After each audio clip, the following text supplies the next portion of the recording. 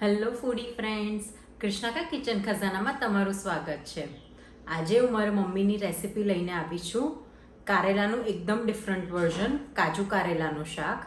તો છેક સુધીનો મારો વિડીયો જોજો. મારા વિડીયોઝ જો તમને ગમતા હોય તો લાઈક કરો, શેર કરો અને સબસ્ક્રાઈબ કરો. કારેલા ધોઈને રેડી છે. હવે આપણે એને સમારી દઈએ. કારેલાના આવા કડક બી આપણે કાઢી લઈશું. કારેલાને ઊભી ચિપ્સમાં કટ કરી દઈએ.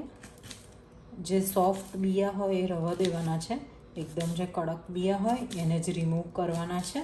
કારેલા કટ થઈને રેડી છે. હવે આપણે એને બોલમાં ટ્રાન્સફર કરી દઈશું. હવે એની ઉપર આપણે અડધી ચમચી જેટલું મીઠું સ્પ્રિંકલ કરી દઈશું અને થોડુંક ચોળી દઈશું. આપણે હવે આને કવર કરીને 10 મિનિટ સુધીને રવા દઈશું. 10 મિનિટ થઈ ગઈ છે, જોઈ લઈએ.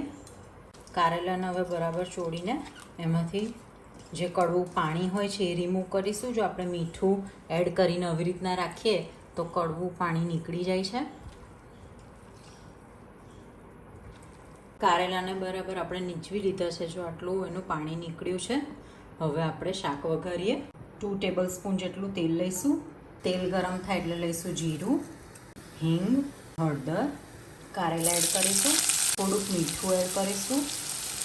આપણે કારેલાને પહેલાં મીઠાથી ચોળીને રાખેલું હતું એટલે ખારાશ તો આવી જ જશે, પણ આપણે પાણી નિતારી દઈએ તો વધારે પડતું મીઠું નીકળી જાય છે.